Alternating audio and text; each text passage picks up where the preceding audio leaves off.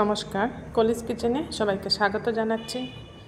আমাদের বাঙালিদের সবারই জলখাবারে গরম ভাত হলে খুব ভালো হয়, তাই আজ গরম ভাতের সাথে মিষ্টি কুমড়োর একটা ভর্তা বানাচ্ছি।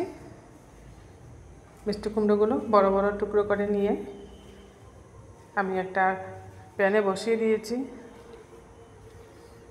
এর মধ্যে সামান্য জল দিয়ে দিলাম। জলটা এই অনুপাতে দিতে হবে যাতে মিষ্টি কুমড়োটা সিদ্ধ হয়, জলটাও শুকিয়ে যায়। বেশি জল দিলে তখন ভর্তাটা ভালো লাগবে না। আর পরিমাণ মতো লবণটাও দিয়ে দিয়েছি এর মধ্যে। এবার একটা ঢাকা দিয়ে ঢেকে দিচ্ছি। আর মিষ্টি কুমড়ো খুব তাড়াতাড়ি সিদ্ধ হয়ে যায়। কিছুক্ষণ পর ঢাকাটা উঠিয়ে আপনাদেরকে দেখিয়ে দিচ্ছি মিষ্টি কুমড়ো অনেকটা নরম হয়ে গেছে। এবার এর মধ্যে সামান্য চিনি দিয়ে দিলাম। মিষ্টি কুমড়ো একটু মিষ্টি মিষ্টি হলে ভালো হয়। অনেক সময় অনেক মিষ্টি কুমড়োর মধ্যে মিষ্টিটা একটু কম থাকে, তাই একটু চিনি দিয়ে দিলে মিষ্টি মিষ্টি লাগে, তখনই ভালো লাগবে খেতে। এবার এগুলাকে ভালো করে কেটে ছোটো ছোটো করে দিচ্ছি। আর একটু সিদ্ধ হতে হবে, এর জন্য কেটে এখন ছোটো ছোটো পিস করে দিচ্ছি। দিয়ে আবারও কিছুক্ষণের জন্য ঢেকে দেব। এবার দেখুন জলটা সম্পূর্ণরূপে শুকিয়ে গেছে। এবার একটা হাতার সাহায্যে এগুলাকে ভালো করে স্ম্যাশ করে নিচ্ছি। খুব সুন্দরভাবে সিদ্ধ হয়েছে, একদম সফট হয়ে গেছে, কিন্তু জলও নেই, শুকিয়ে গেছে। এইভাবে বানালে ভর্তা ভালো হয় খেতে। আবার মিষ্টি কুমড়ো ভর্তা অনেক সময় তেলের মধ্যে ভেজে বানানো যায়। আজ আমি সিদ্ধ করে ভর্তাটা বানাচ্ছি। এখানে 3টে শুকনো লঙ্কা তেলের মধ্যে ভেজে নিচ্ছি।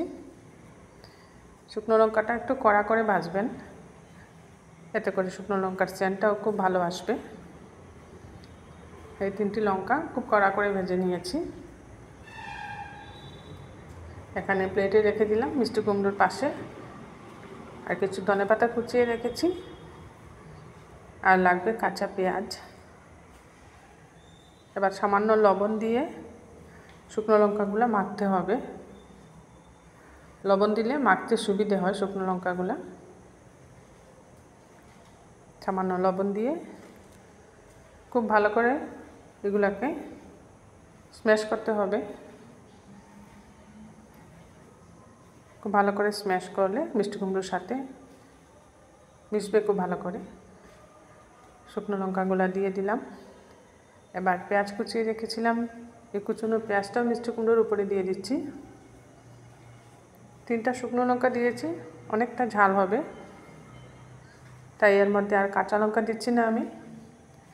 ধনেপাতা কুচিটা দিয়ে খুব ভালো করে মেখে নিচ্ছি এখন। এইভাবে একবার মিষ্টি কুমড়ো ভর্তা বানিয়ে দেখবেন, খুব টেস্ট হয় খেতে। ভাজা ভর্তাটার একটা টেস্ট, এইভাবে সিদ্ধ করে বানালে এটার একটা অন্যরকম টেস্ট। যেহেতু মিষ্টি কুমড়ো সিদ্ধ করে নিয়েছি, পেঁয়াজটাও কাঁচা রেখেছি, এইভাবে ভর্তাটা খুব ভালো করে মেখে নিয়েছি।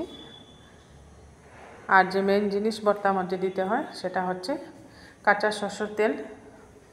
এখানে প্রায় 2 চামচের মতো কাঁচা সরষের তেল দিয়ে দিয়েছি। কাঁচা সরষের তেল দিয়েও খুব ভালো করে ভর্তাটাকে মেখে নিলাম। আমার কাছে এইভাবে বানালে খুব ভালো লাগে খেতে। দেখুন খুব সুন্দর হয়ে গেছে ভর্তাটা।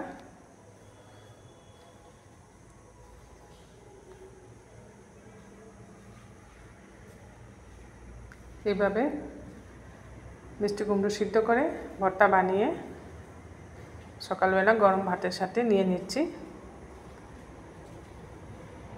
আমাদের জলখাবার আজ হচ্ছে গরম গরম ভাত, মিষ্টি কুমড়ো ভর্তা, আর সাথে নিয়েছি আলু ভাজি। আলু ভাজিটাও আমি একটু অন্যরকমভাবে বানিয়েছি, এটা অন্য একটা ভিডিওতে আপনাদেরকে দেখিয়ে দেব। আলু ভাজিটাও একটা খুব টেস্টি হয়েছে। তৈরি হয়ে গেল বাঙালির প্রিয় জলখাবার রেসিপি সকাল সকাল।